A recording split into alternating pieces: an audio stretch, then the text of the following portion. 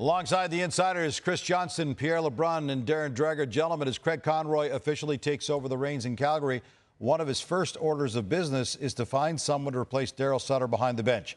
Where could they be looking, Darren? Well, they're getting after it, and they're going to look at experienced coaches, but they're also going to look at some internal candidates as well. They're putting a candidates list together as we speak. Now, it should come as zero surprise to anyone out there that Gerard Gallant, who was let go by the New York Rangers, will be considered a prime candidate in Calgary. Of course, he's got the history with Jonathan Huberdeau, and the Flames very much need Jonathan Huberdeau to be comfortable and to be productive next season.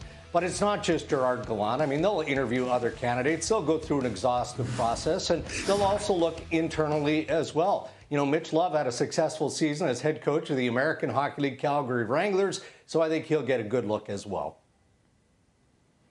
If we're identifying maybe a second item on the to-do list, it's how they handle some looming contractual situations for summer of 2024, and that's going to start this summer. They have 7 players who could play out the remaining year on their deal next season, and none is more important than Elias Lindholm. That's why Craig Conroy said at his press conference that one of the first calls will be going to Lindholm in this process. And look at the history here. When Lindholm met reporters at the end of the season, I'd say he was lukewarm, perhaps, about his feelings about Calgary. I think that some things have come around. Obviously, there's been change within the organization, and he's obviously excited to hear what they have to say. Lindholm, by the way, is due to make a little under $5 million next season, and we'll be looking for a big raise on that number. We'll see if Calgary can get it done sooner than later. Hey, guys, Hockey Hall of Famer Patrick Roy in the news. He's leading the Quebec Ramparts into the Memorial Cup that starts this Friday, and his name is being bandied about as a possible candidate for a head coaching job back in the NHL, Pierre?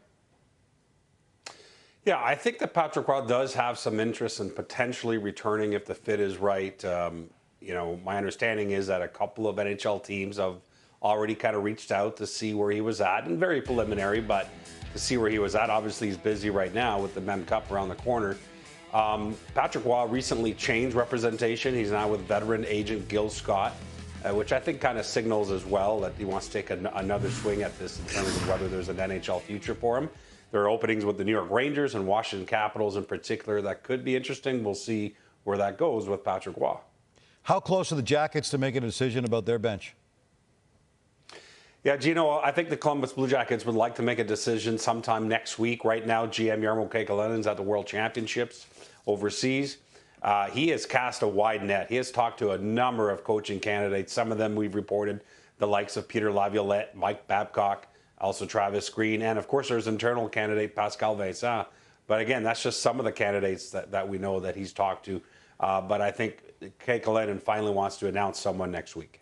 We know Kyle Dubas has been granted permission to speak to the Penguins about their vacant general manager job, and apparently Pittsburgh is starting to whittle down that list now, Pierre?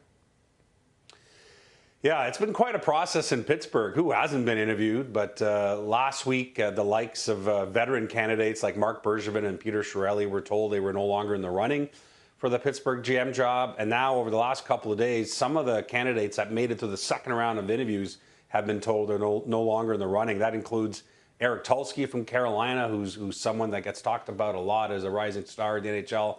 He was told he's no longer in it. As well as Dan McKinnon, who used to work with Pittsburgh, now the assistant GM of the New Jersey Devils. He was informed in the last 24 hours that he's no longer in it. So we'll see where this goes. Obviously, there's Kyle Dubas now potentially in the middle of all this.